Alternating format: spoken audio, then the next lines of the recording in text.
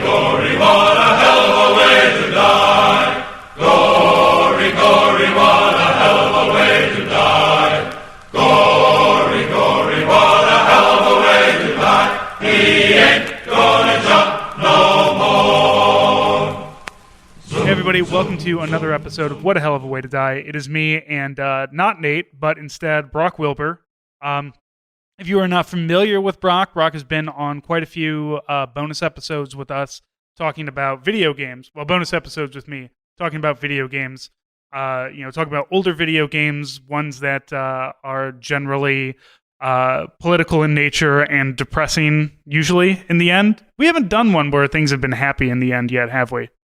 I think, Katamari was the closest we got, but that one has sort of like a universal understanding that there's a darkness about it because God sucks. Right. I don't know. Because your dad, the entire thing is you have an abusive father. So, in the end, hooray, you fixed the universe. You still have a dad who ruins the universe while drunk. So, right. there's a lot to expand on. The fact that there are further Katamaris means your father has not learned his lesson and continues to get shit-faced in front of your mom and just fucking everything up. So, join the Patreon to get those fun episodes. I was going to say, I love that the intro here implies that, if you don't know who I am at this point, you're not giving money to this show. And you should, because I do. And it's a wonderful show. It's a lot of fun. And I like having these the conversations about video games with you, because you are a video game person. You're not just a person that plays video, like me, who plays video games because I like to do the shooty thing sometimes, and sometimes I like to do the not shooty thing. But you recently, you have a book coming out about the game Postal, which you sent to me, and it was just incredible. So look for that coming out. We'll when does that come out? April 7th. I'm so glad you enjoyed it so much. That means a lot. It's and again, and for those of you who don't know Postal, it's the predecessor to all the violent video games that your parents told you that you shouldn't be playing. Postal was the first one, and it is incredibly tame by today's standards, but it is kind of the forefather of making your parents clutch their pearls as you throw grenades and shit at regular people. But you managed to do... the game does end with a level where you shoot up a grade school, and that was a year and a half before Columbine. So yeah, they still get to be talking heads on TV networks 20 plus years later. And also the same way that that was treated at the time to pull in all these right-wing people to the White House to help blame video games instead of guns on violence.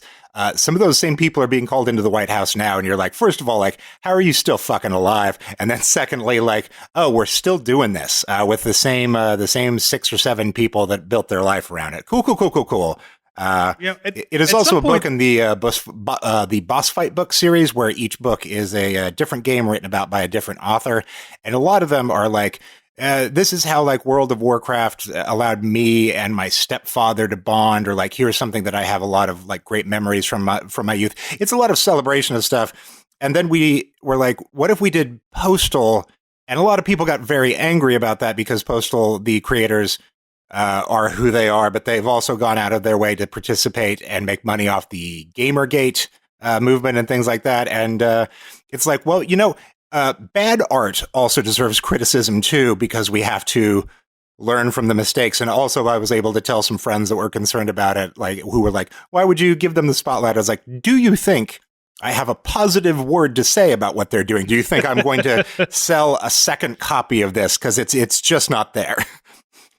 Yeah, so definitely look out for that. And Boss Fight also put out a book about Katamari that we referenced when we did our Katamari episode. So if you've ever been man, I really wish that somebody would go really deep in depth on this obscure game that I remember from 15 years ago, Boss Fight probably has you covered. So definitely check out Brock's book. But today, Brock, we are talking about a brand new game, a game that not brand new, but in a brand new light. Yeah, we are talking about the game Pandemic, which is also known as Plague Incorporated on your favorite handheld device. So if you don't know, on your phone, Plague is a great. I think you said you described it as a great game to sit on the toilet and play, Because It is absolutely a game that I'm like, I've got 6 minutes. I'm in the bathroom at work. My employer does not deserve this time from me. I'm just going to try to kill the world real fast. Yeah, you can just do a real quick like, hey, I'm just going to go ahead and try to destroy all life on Earth with a bacteria of my own invention. And the game, the mechanics of the game are very easy. There's they don't really change that much when you go up higher in difficulties, but it is a very interesting game that I imagine has had a big resurgence because of the coronavirus, the COVID-19 outbreak that is now is today. I read about an hour ago is now technically a pandemic. So it's a flu-like symptoms. If you're listening to this in the far future and you don't remember this because it's gone the way of SARS or MERS or whatever the fuck other bird flu or whatever we did back in the day. It is a flu-like symptom thing that we are all coughing directly into each other's faces. And as of March 11th, most good chunks of Seattle have been shut down. I know our sister podcast, Lions Led by Donkeys, is doing a quarantine cast because Nick, the host, is in quarantine on Joint Base Lewis McCord. This is going to be a golden age for podcasts, as everyone has to turn to something to avoid cabin fever. All the podcasters are going to be the ones who survive. Well, podcasters like me, like Street Fight and Chapo, those guys go out and press flesh and do face to face, and I don't do that. Anyone that records in a studio has to face the thing that I used to face at open mics, where there's a shared microphone and everyone that you've seen go before you has coughed on it, and you're like, okay, I'm going to put my mouth on this now, and yeah, I'm surprised I don't see more stand-up comedians walk up and pull whatever the little foam thingy off of it and put their own on there, or at least just have one to put on there and just no, I just don't want to. I don't want to, put my mouth on this. That is such a good idea that I didn't think of in a decade of doing it. Oh my god! Free advice to all of you. Those little foam thingies. I got a pack of 5 of those at Guitar Center for $2. You can get them on Amazon. Please feel free. Get your face mask, but also please get microphone covers, because when you're doing your weird sounds into a microphone during your stand-up that nobody's laughing at, at least you won't die, I suppose. I don't know. So and also we're back to this touches game, which it, is that Pandemic is a co-op board game in which you and your friends are trying to stop a viral outbreak. But Plague Inc., the mobile game, and you can get it on desktop in just about every system at this point, it's just a delightful little cheap game. In that, you are playing the virus. You name the virus, and then you choose a set of rules about what kind of virus you are, whether you're this microbe or whether you're this sort of more advanced virus. And then you select where in the world you're going to start from. And then as more and more people get infected, you gain points. And like an RPG system, you pop into this set of menus where you can choose what kind of carriers you've got. Is it in the air? Is it in blood? Is it in water? Are birds doing it? Is livestock doing it? And those can advance to greater levels. Then you have a set of symptoms. And from here, you sort of come with okay, if I select the cough, that opens me up to it spreading more quickly or people not noticing how bad it is. And then you can sort of expand that towards where cysts are coming from or where lung disease comes from. And the more that you add to this, the more that your disease goes from sort of a passive thing to something that is killing people. And finally, that there is a category that is sort of adaptations that your disease can take on. And you can put points into this to be it can get on ships. And because you're looking at basically as your playing screen, a menu that's the entire world. And so you can watch parts of it turn red. You can watch ships and airlines move around, and you can decide, what you want to put points into, whether it's spreading quicker or whether it's evolving to the point that normal science can't take it on. Because what starts to happen is when it becomes noticed and an issue, scientists around the world start working on it. And so you suddenly, as opposed to the number of people that you have that are infected or are dying, you also have a set of people that are basically cured. And so it is a race against the scientists to prevent them from stopping you.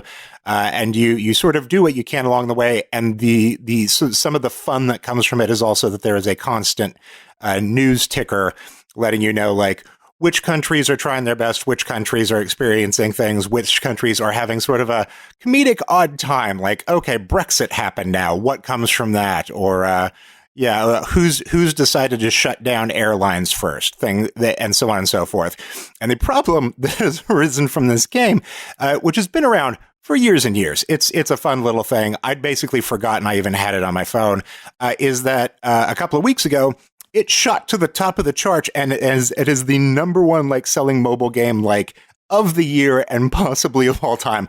And so the company had to come out, and the creator had to be like, "Hey, this is just a game.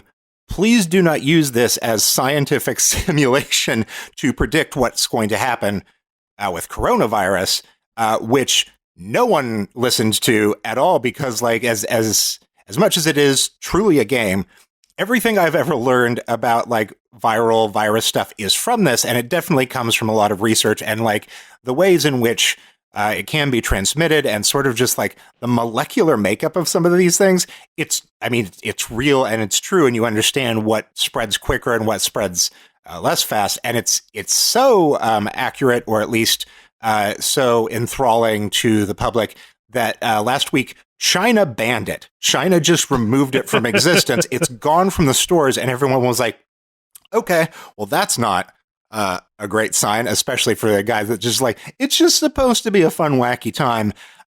And in the interim, the team, they've had a couple of little expansions, little like DLC things you can buy. And one of those is like, the disease is the simian flu, which was a promotion for the Planet of the Apes movies, which is just like, so like vampirism and stuff. They have some fun, wacky things that they put in over the years. But last week they did a free update to the game that is called the Fake News Pack. And they worked with PolitiFact and a couple of other groups. And so now, instead of just managing the virus, you also try to manage whether or not people around the world are taking it seriously. And that sort of prevents people from like getting the shots that they need or investing in lab stuff. And so within the fake news version, you expand not just how your virus evolves and stuff, but you can put sort of points into how the world deals with it. And instead of being like, oh, now there's a pulmonary embolism that's evolved, you put points into a world leader sending mean tweets to scientists, or into influencers distracting people with memes that aren't right. And I got done with my first round of it and got in touch with you and was just like, this is so sad, because I killed the world so quickly and easily under the fake news system. Yeah. Really, the game is very basic, but very difficult at the same time. It is not a win scenario until you obliterate all human life on Earth. The last time actually, that I one played, of the problems that you run into is that sometimes you do your virus too good. And like, you kill too many people before it. Yeah. Yeah, more than once, especially when doing like a viral infection, because each one has its different strengths and weaknesses. You start with a bacteria, and bacteria is it's just your normal neutral one. Then you can move on to viruses. Once you beat like the normal level on bacteria, you can move to virus. Virus mutates on its own. So sometimes those symptoms that you mentioned will end up cropping up, and you have to devolve them. You have to like, no, stop, don't do that yet. I got to keep this on the down low until I've infected 75% of the world.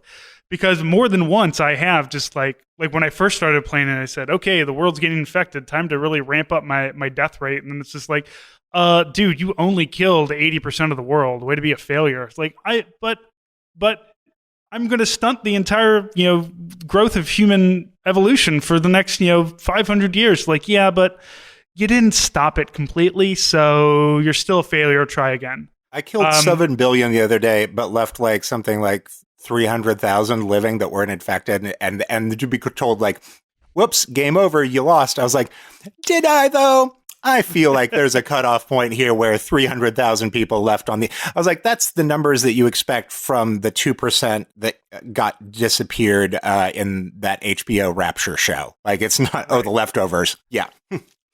Well, look, I also read The Stand, so life goes on, especially after the hand of God literally reaches down over Las Vegas. So, yeah, this game, like, it's a very interesting like thing to really to kind of come up now, I guess. Like, I had, like you said, you'd forgotten you had it installed. I'd completely forgotten about it. Like, the game existed at all. And then I, loaded it up, and it's been so long since I played it. I had to kind of start over at the beginning. But it is, I gotta say, it's a lot of fun though. Like, it is a very morbid game, and it's a game that is kind of very fucked up in a lot of different ways. Because you are literally trying to kill all life on Earth in horrible, messy ways. But also, sometimes it's fun. As we said before, Brock, sometimes it's fun to play the bad guy. I think we've said that every episode. Sometimes it's fun. Like, I don't, like, when I play Fallout, I don't really choose the bastard asshole choices. But if the goal is to wipe out all humanity with a virus, well, I'm not going to not have fun with that. I like that it is the thing that, like, there's a meme about it that travels around about how, our parents worried that video games were going to make us violent and mean, and, like, all of us play Fallout, like, in such a way, like, I just want to get through this and no one's mad at me. And, like, somehow seeing faces and meeting people is different than watching Brazil die. And you're like, oh, okay, cool. I got some points on that one. And you're like, well, there's a disconnect here in how this goes. And it is a game with infinite replayability in so many situations, and, like, goals and different ways of trying to do it, that, like, the fake news thing, it's just like icing on the cake. It's just one of those expansions that, like, it was also done so well and came out at just the right time. And it also flies in the face of trying to tell people, like, this is not, what we should use for simulation. Is like, then why did you just add it to your simulation game? And I think I mentioned to you, like, as I said, like, I've learned everything I know about molecular biology and pandemics, mostly from this game over the years. And even if you're trying to make something that is pure entertainment, and, like, obviously, like, you don't get points in the medicine world, like, and SimCity 2000 also taught me, like, how zoning laws work, and how to the sewer system works, and how to float a loan, and what interest rates do.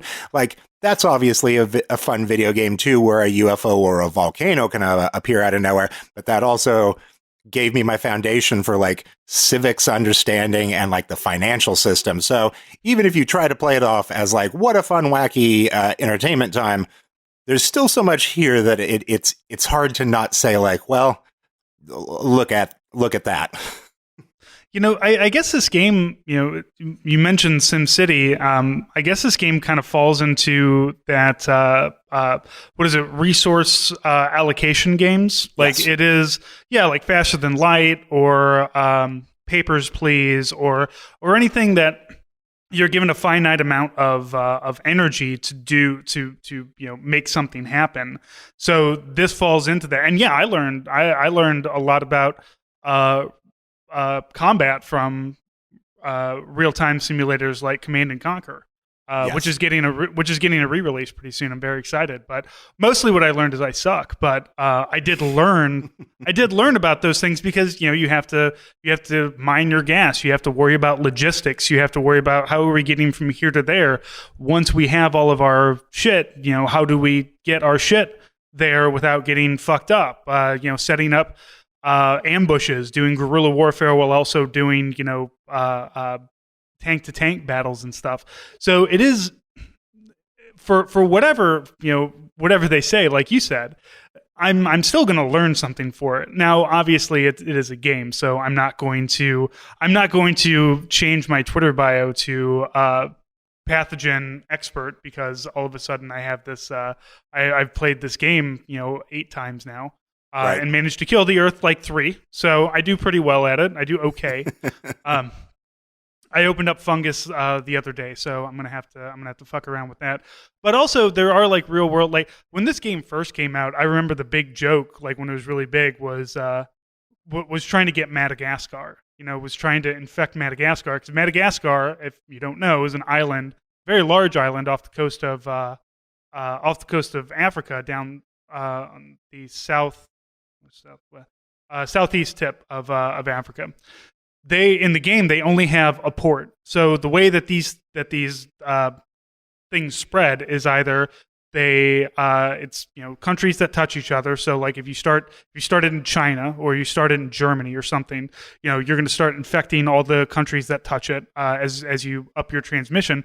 But also, if you wanted to get it to America or you wanted to get it to Greenland, which Greenland is also another place that only ports, you have to either have it go on an airplane or go on a ship.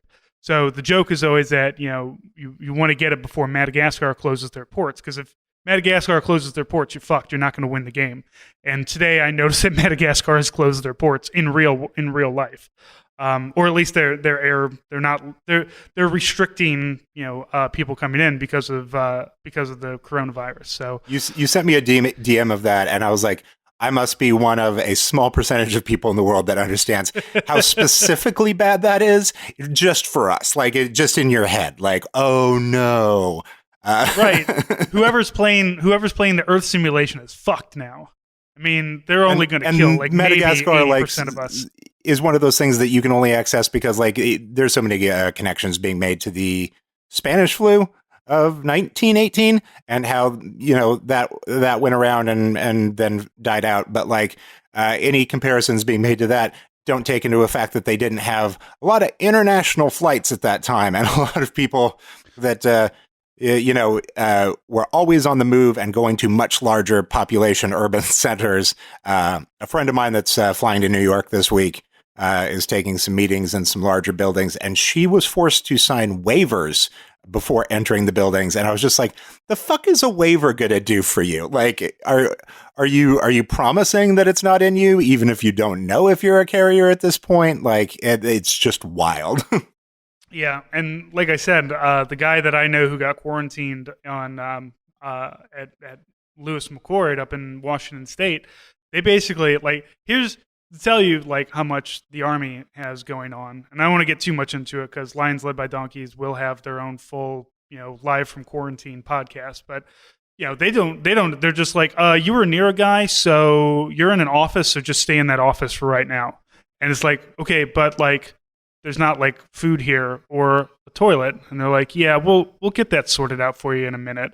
And they're just like, we don't fucking know. So like, I hate doing comparisons to like a plague from 100 years ago, because the Spanish flu infected 500 million people, and it's killed between 20 and 50 million. They don't know for sure because, there's things that it's like, well, is it Spanish flu? Is it complications? Is it this, that, or the other thing? So, but I mean, that's still like a pretty, not a pretty small nominal kill rate for people infected. However, that's still 20 to 40 million, 50 million dead people from, a flu. But also, as we point out, 1918, there was this thing called the World War happening. People were not washing their hands with the fervor that we do generally. Like I know that there's a lot of nasty people in this world, as is, but like things were much worse 100 years ago. There was not, hand washing stations all over the place, Purell, like sanitizing, whatever. Things are a little bit better now. I don't think it's going to be as bad, but still, I would be if I was playing this simulation right now. And I think there is kind of a simulation. One of the simulations on it is that, or I guess like if you go up to the harder levels, it's the scientists are a little bit smarter and people wash their hands more often. So it's harder to spread when you go up to, because there's like the novice, then there's the normal, and then there's the hard levels for each one of these diseases. So yeah, I'm personally, I'm not too concerned about it. I podcast at home and I work from home and I live in a home. So I'm Right. not, I'm not out there, but also I have a 4-year-old who's getting over a cold and who sleeps in the same bed as me. And sometimes will like wrap her arm around my head, which is very cute, until her hand just starts like gripping all over my face in her sleep. And it's like, this is disgusting. I don't know where that hand, I know exactly where that hand has been. Like, I know all the things you touch. It's terrible. And you don't wash your hands as much as me. So really it's, I'm sorry to say, but it's the dads and the moms who are going to ride this one out, because our immune systems are phenomenal at this point. There was also a game called Innocence: A Plague Tale that came out middle of last year that I just adored, which was set during the 1348 French English War, and the actual like fuck you plague, where you're playing some characters that are on the run from the English, but also like just having to hide in giant fields of dead bodies. And at the time I was like, oh, it's so interesting to set something in a plague time. And now I'm like, I can't go back to that one. It feels like how it would feel like watching The Stand again right now. I don't need Captain Trips in my life. And you guys get to start the show normally with Dad Weather Time, but since you and I are both in Missouri, I think the thing that is worth bringing up is that Missouri had one confirmed case this week. It got there, and some people were bragging in Kansas City, like, well, that's what you get in Missouri. At least I'm in Kansas. And our Kansas confirmed case happened 2 hours later. So it's like, well, that was a short-lived victory lap. And of course, in Missouri, or in St. Louis, it was some rich family that decided to go be rich assholes all over the place and cough and go to Schnucks. And this story is actually incredible. Yeah, there's one woman. She was sent home to be quarantined. Not like a self-quarantine, like the government was like, fuck you, you are quarantined. And she has a husband and a daughter, and the husband and the daughter were like, well, to own the libs, we're going to go to a daddy-daughter dance, where they spent the whole night dancing and like hanging out with hundreds of children and other adults. And it was just like, you know what? That's actually the most St. Louis thing I can imagine, that a daddy-daughter dance is where it would just sprawl from. Yeah, and my wife and I had this conversation too, just about in the nature of quarantine. Like, it's 2 weeks, right? If somebody told you right now, Brock, sorry, you can't leave the house for 2 weeks. Like, how long are you surviving? Honestly, on not only what you have, like food wise and everything in your house. I could probably scrape 2 weeks out. I have some rice and beans somewhere. Certainly, you I have do a not garden. have I'm in the middle of moving, so I don't have a garden right now. Although one of my long-term plans is to have a good root cellar, so that I can keep potatoes and carrots and cabbages and whatnot. However, but I'm also not like the average American with a garden. No. Like and also just fucking sanity, man. Like, 2 weeks and like I couldn't do it. Like I know that I'm a very much a homebody, but I like going to farmers markets on the weekends, and on Tuesdays I work at a bar, selling soaps and stuff, and I go out and I do stuff. Like, despite all of my stuff, I could not just sit at home on Twitter. So like I kind of understand. Like, I think it's shitty. I think it's shitty what they did. They should have at least like self-quarantined for a week or so and just been like, oh, let's make sure there's nothing really coming out here or anything like that.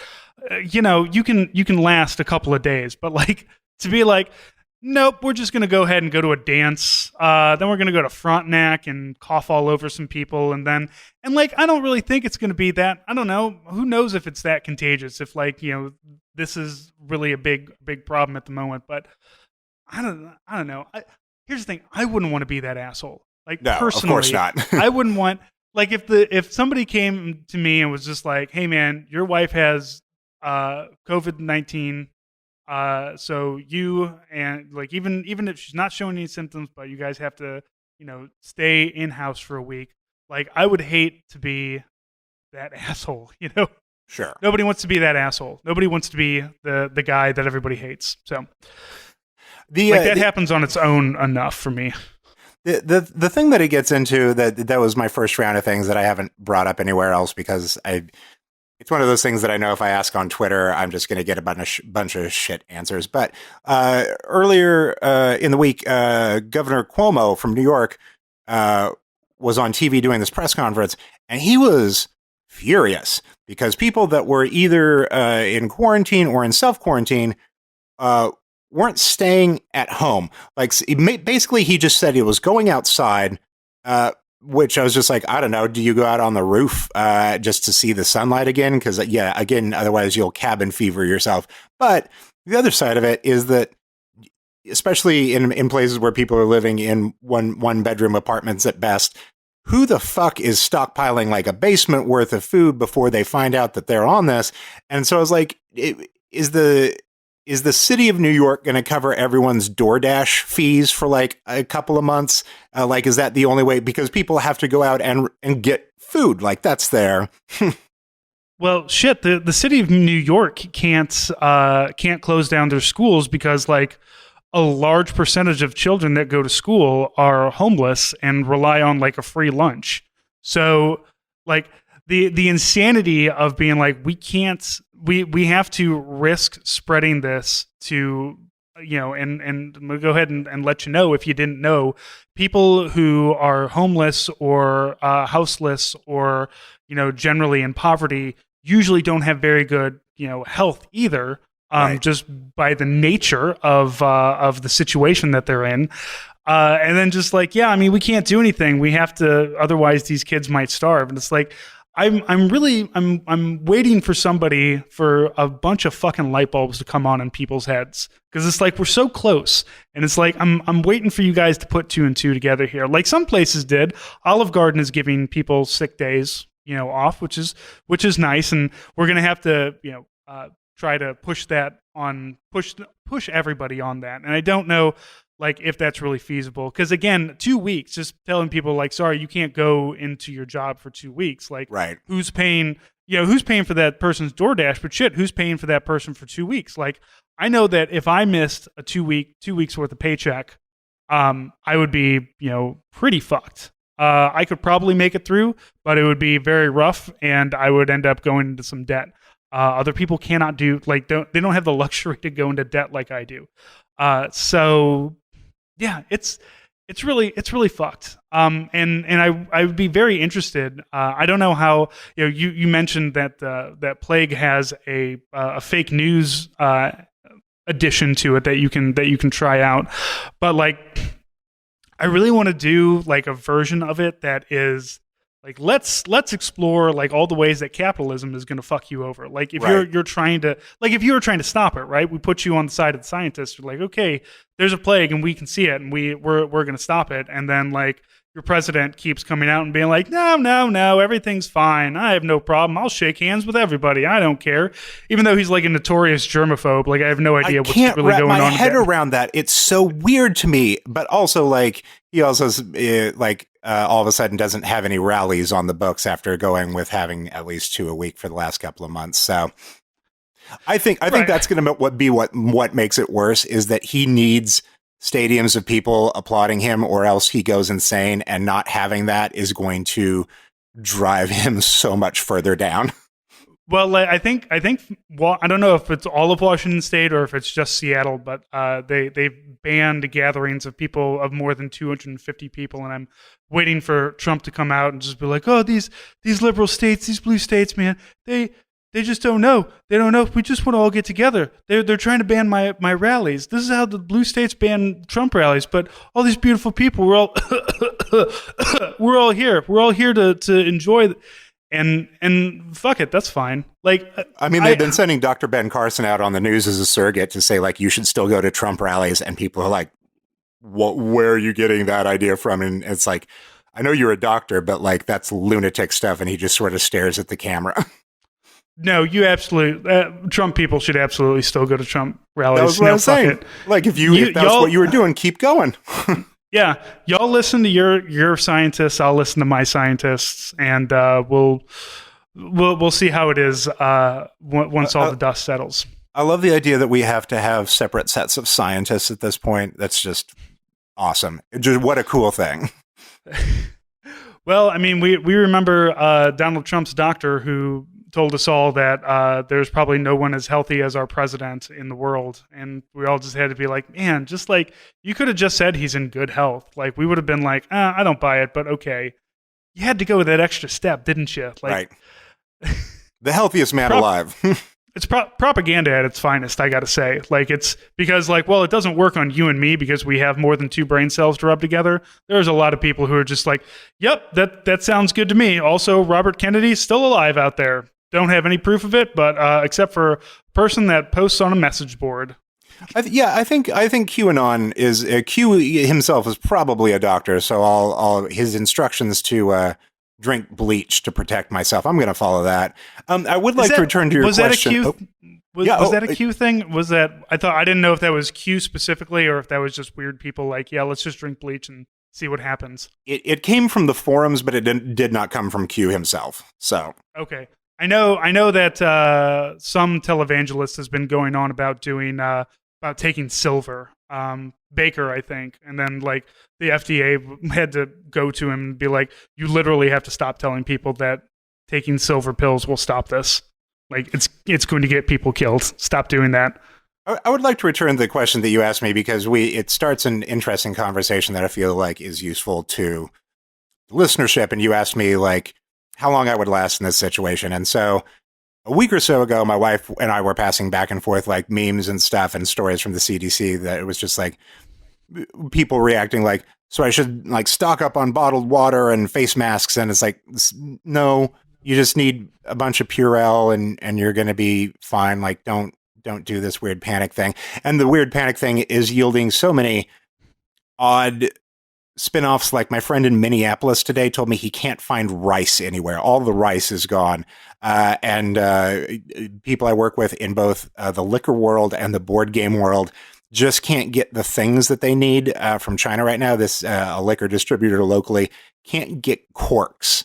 Like the corks are just held up, and so they're like, I don't know, we just have to stop. So all that keeps happening. And a friend that I trust what were you saying? I was going to say, I have stuff held up in China too. All my patches, like I order them here in America, but they are manufactured in China. And I got the Killdozer ones. For those of you who aren't part of the $10 Patreon, hellofawaytodie.com/shop. But I did get some of them, but I have other ones that are on back order, and they're just like, yeah, we don't know, man. Like, we'll get them to you when we can, but China's kind of shut down right now. So somebody that I trust that is affiliated with a government had a piece that really connected with me and changed some of my opinions about this and what I was doing. And this led me to sort of doing a pretty good stockpile of canned goods and water.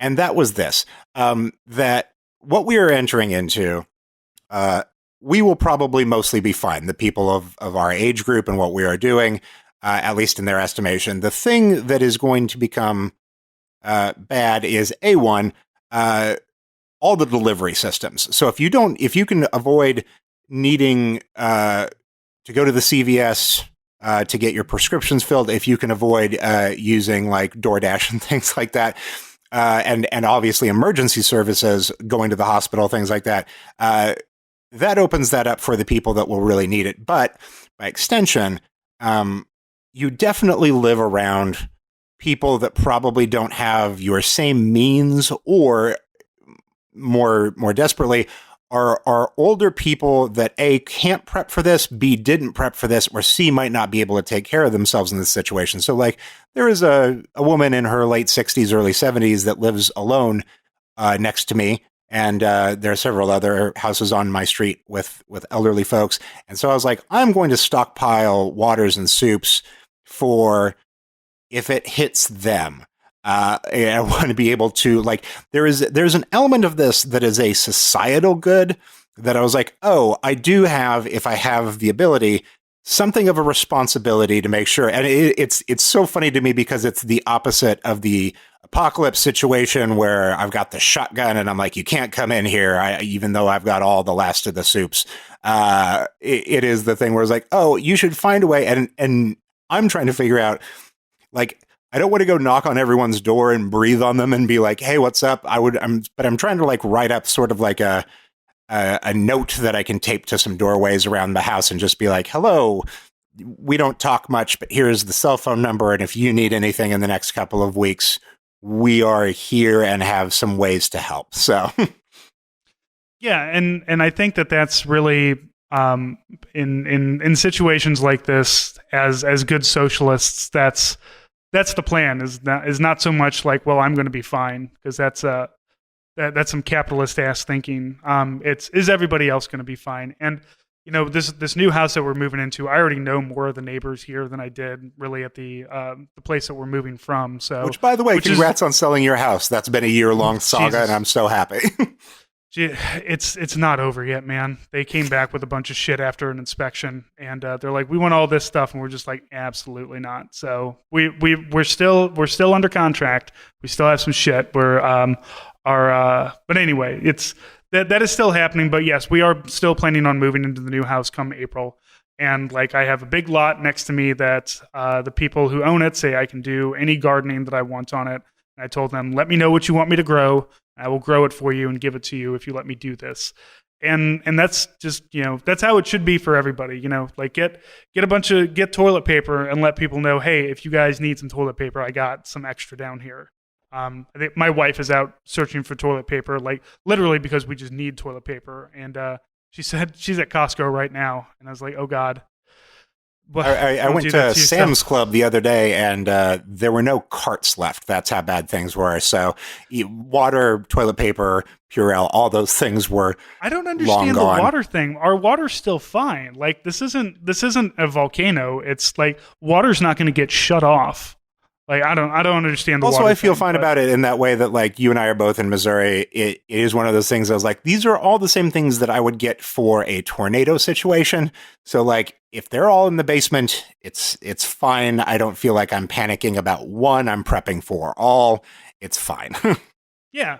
Hey, toilet paper doesn't go bad, and if you get that shit on sale, man, go for it. Like but the problem with it is that our delivery service for toilet paper, that's an environmental company that sends 100 rolls at a time. They sent out an email to us today being like, "Hey, we don't have any left because everyone panicked and moved their regular order up a couple of weeks, and we're just out. So please, like, calm the fuck down. Please don't do this, and we'll try to restock when we can." I was like, "Oh." Toilet paper. So that's really an issue. Every one of these things feels like something that, like, somebody tweets about as like the next thing to go is gonna be like you can't log into Netflix, and you're like, what a dumb fucking idea. That can't possibly happen. And then 2 days later, it's like Netflix is shut down for the foreseeable future. Like, okay, where's this? How? And this seems cartoonish. Yeah, as we said, at least toilet paper will not go bad. But we did that too. We would go to Costco and buy a bunch of stuff just because it's like, all right, we bought toilet paper for the year. We're good. And so unfortunately, we did not plan for a pandemic. So I think my wife is having to go to Aldi to pick up milk and toilet paper. She's at Costco because she's picking up medication. So at least I'll have my anti-anxiety meds, which is going to be very helpful. So thumbs up for the pharmacy still being open. The Missouri, for people that don't know, we legalized marijuana, but we are not opening dispensaries until June. So right now, a bunch of people have cards, but no ability to acquire pot. And I'm like, boy, if they just opened the doors on that with a delivery service, so many people would be millionaires right now. One day, I can't smoke until January anyway when I get out of the Army. So fuck it. I got nothing but time. That way everything has had time to really open up, and the people to stop freaking out about, yay, we get free weed. Everybody went over to Illinois anyway. Like, I don't know if you saw, but when they opened up the weed stores in Illinois, there were lines around the block to get free weed. And it's like, don't you guys have normal dealers though? Like, I would wait for this to die down and just call up my normal guy and just be like, I'm sure you still got some shit, right? Like, I'm not going to go stand in the cold outside to get a fucking gummy bear that's going to make me scream at the wall for an hour. So what is your Let's exchange predictions on what happens next. I mean, I think that from everything that I've read. So first off, we keep calling it coronavirus, but we've dealt with coronaviruses before. We've dealt with, like, I think SARS was a coronavirus, and a couple of other things that we've dealt with that we all like freaked out and had these big pandemic, worries and everything, and then nothing really comes of it. This one seems to be a bit more aggressive, and of course we will, caveat warn you all with that this is. I am in no way a medical expert. I am just going based off of what what I've read and what my wife tells me about what she's read, and we go to the World Health Organization, CDC, and stuff like that. Not randos on the internet. Right. And it seems like it's just going to be a thing that we have to let burn through, because we don't have vaccinations. And even if we did have vaccinations, I don't know if y'all know this, but only about 50% of the population gets flu vaccinations every year. Whether that is, because they don't have the time or they can't pay for it because they don't have insurance, because I believe it's like $60 for a flu vaccination. Or you just don't do it. You just keep putting it off, as I did for 2 months past when my wife did it. And was finally I was at CVS waiting in line, and the pharmacist was like, "Hey, while you're waiting, do you just want that?" I was like, yeah, forgot about it entirely. Right. So I don't know. I think that I'm glad that what it's doing is causing people to have better habits, I guess, in some ways. Hopefully more people are washing their hands. Hopefully more people are coughing into the crook of their elbow, which is, what is being suggested to help stop this. Much like stopping, the spread of any disease, you should be doing those things, not, constantly touching your face after you're running around running around on a playground or whatever. There's a lot of things that you can do, and hopefully everybody will do those and continue to do those once we're done with the coronavirus, once we're done with COVID-19. And I don't know, honestly, I think it's just going to be like any of the other stuff. It's going to burn through us. It's going to kill some people like the flu does. Maybe it'll kill more people. I don't think this is an extinction level event. I think this is going to be, worse than the flu, but not so bad that we're all that it necessitates this amount of panic, I guess, is what I don't. That's my big thing. My wife and I kind of talked it over, and like I said, neither of us think that a 2-week quarantine is going to work. You're not going to force quarantine the entire country. That's just never going to happen. While it kind of burns through stuff, you're not going to have a vaccination for this before it really starts to spread. I think that our healthcare system is about to get rat fucked. But also, it's curious because you look at Italy, who their healthcare system really got fucked by this because everybody went in and they basically got overloaded, right, because they weren't ready for it. But Americans can't afford to go to hospitals, so maybe our healthcare system will survive this, specifically because everybody's just I can't afford to go get better, so I guess I'll just die at home. Which is, oh my God. I mean, tell me I'm wrong, people like you and me, we'd get it and we'd just be I'm just going to take some days off of work. I'm going to lock myself in the bedroom and take aspirin until my fever breaks. And because it seems like for normal, healthy people, it's not. It's going to put you on your ass, but it's not going to really do any lasting effect or kill you unless you are, immunocompromised, if you're old, if you're really, really young. But also, I don't know. It's that because I'm certainly not going to go into the hospital for something like that. I mean, right. shit, I read an article today about somebody who went in for to get tested. They never got tested. They ended up leaving, but somehow still got billed $10,000. Are you fucking high? Of course I'm not doing. Of course I'm not fucking doing that. And you know what? If I do have to go to the hospital, I'm gonna call an Uber and cough all over that guy and that person who isn't gonna sterilize his car after he takes my coronavirus ass to the hospital. what do you? How does anybody think this is gonna work? So I don't know. Like it could be bad and it could not be. I think it's going to lean further into not being all that terrible, but also it's really easy to say that when you are a middle class, healthy white guy who can take days off of work and who can work from home, right, and whose kid doesn't have to, like my wife works from home and we don't send our kid to preschool. So it's very easy for me to say that. Sure.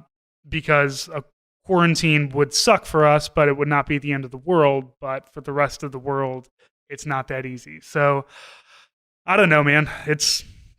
I don't want to say I don't think we're all fucked, but I don't think it's going to be, great either. How about you?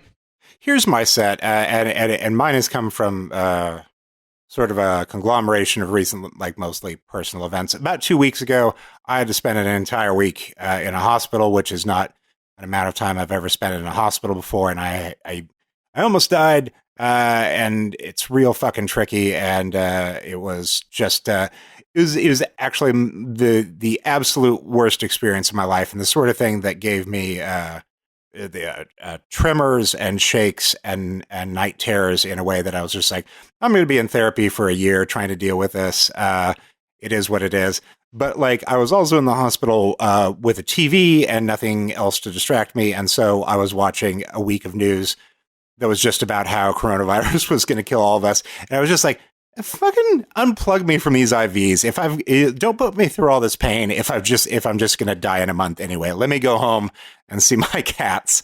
So like I've gone through a bit of a black pilling recently. That isn't my favorite thing.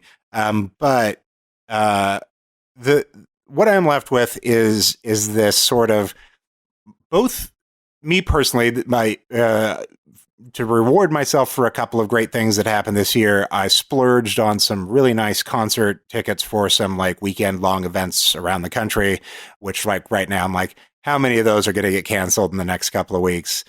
Oh, shit. Yeah. The Rage concert might get canceled. Fuck. God damn it. And so, yeah, and some of it isn't even from the bands. It's from like venues. Coachella got canceled today and they rescheduled for October, when it's just like, how are you going to get all 300 bands to do that? That's its own, like, that's just a regular middle class white boy problem thing. The rest of it is that like, I work at a company that about half of our income comes from local large events.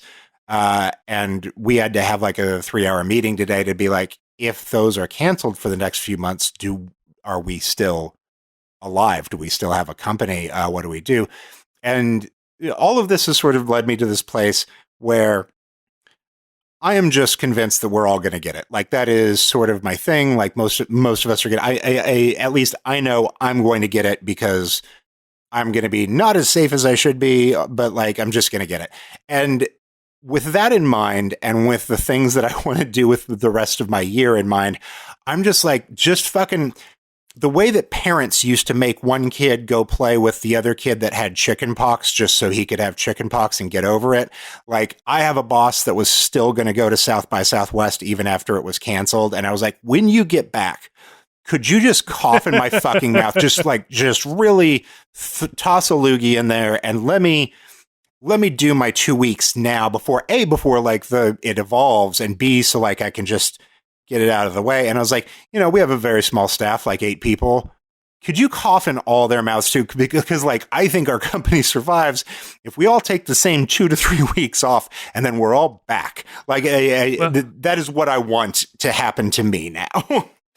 Well, Brock, unfortunately, because it is a virus, and if I've learned anything from Plague Inc., that virus is going to evolve, and you might get it again. Who knows? I mean, the flu comes around every year. People get the flu multiple times because it evolves and it changes. So don't worry if you're going to get through it once, and then we're all going to go, "Whew, that was really rough." And now we all have we can get vaccinated for it. Apparently, the most recent flu vaccination was only like 45% effective. God, so we have all these things to look for. Look, people, we'll end on a high note. Just wash your fucking hands. All right, stop being nasty. Like, don't be that person on Twitter who like was aghast that people would like wash their hands after they pee in their own house. Yes, you should be doing that. Because you know what? Sometimes you take a shit and your shit particles are up in the air. And you know what? They get all over your toilet, you know, and just because of your shit particles doesn't mean that they're healthy for you. It's, you know, it's please just think about it. Wash your hands before you eat. Wash your hands before you cook. These are all things that our mothers taught us. At least if you had my mother, she taught me to do those things. And I need to be better about those things. I do get sick a lot. Usually when my daughter catches a cold, I catch a cold. Somehow I haven't caught it this time around. I'm waiting for that other shoe to drop. But just stop being nasty and you'll probably be fine. Don't be nasty and be a weird homebody that doesn't go outside, and you'll live forever. Just jam yourself into a 55-gallon drum, like a barrel, and you know, put the thing on top of it and cut a hole that you can put a straw through, and you'll live forever. Done. I did realize that, like, now that I'm paying attention to it, I don't think I've ever washed my hands for 20 seconds in my entire life. Like, definitely a big 5 to 10 second guy when I was doing 20 and counting. Now I'm just like, this is a lot. I have a friend who, she's a former boss, and she tweeted the other day, like, the only music I was raised on was Talking Heads, and like, isn't that weird? And her replies were almost instantly full of people that said, hey, if you sing the first verse of Once in a Lifetime in your head, it is the perfect 20 seconds for you to wash your hands. Like 4 people within like 2 minutes. And I was like, it's weird that everyone thinks of that. Like, and now I'm using it too. I'm just like, you know what? That Talking Heads verse, these are not my beautiful hands. This is not my beautiful Corona. Like, sure. Yeah, that's what I'm going to run with. If you go to wash your lyrics, you can put in any lyrics that you want, and it will give you the hand washing, the pictures, and then the lyrics you can say along to it, which is great when you do Don't Fear the Reaper, which if you don't, the TV version of the TV miniseries for The Stand, the opening song was Don't Fear the Reaper by Blue Oyster Cult. So that one's fun. Not to go all trash future on this episode, but a few years ago there was a Justin Bieber toothbrush that when you used it would play 1 minute of one of his songs, so you knew how long to brush your teeth. And at the time I was outraged because I was like, that is a device that creates a Pavlovian technique that teaches young girls that they should put Justin Bieber in their mouth.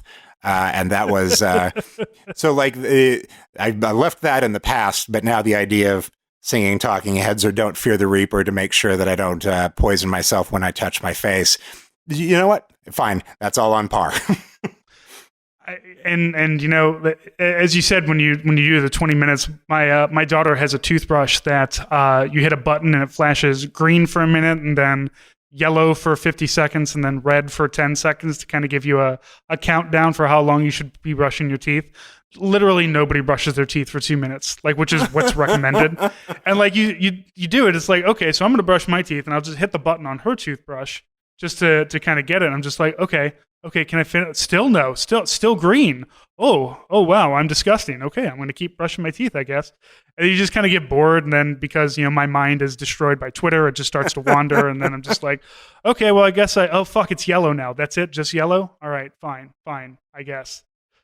Also, at our age range, I feel like brushing your teeth for 2 minutes, you just get done and be like, wow, all of my gums are bleeding. Where did that come from? All right, everybody. So thank you, Brock, for coming on. You should be following Brock Wilbur at Brock Wilbur on Twitter. It'll be down there in the show notes. And as we said, you should also be reading his book on Boss Fight that's coming out April 7th. So pretty soon. Like I said, I've read it. It's a lot of fun. It's an emotional roller coaster. And like, I mean that seriously, because it's very like, it's weird to I mean, you guys like really go into just like, you know, how these games like affect you as a child, like opening up with like, so anyway, my super Christian friend who like almost threw up while I played this game. It's like, yes, this is how I know this shit's going to be good. You can follow me. My recommendation is that people please support the Patreon. You can hear more of me there, but like this is just a great show, and you should be getting those patches when they come in through China. Yeah, and the X-wing, the coronavirus patches that'll eventually come in. But yeah, you can find us on Patreon, patreon.com/hellofaWayToDie. HellofaWayToDie.com is our website where we have writings, we have a shop, we have all kinds of other stuff. So we are all over the place. We are out there. So please feel free to follow us. And Brock, until next time, thank you for joining. Thank you for having me. See ya.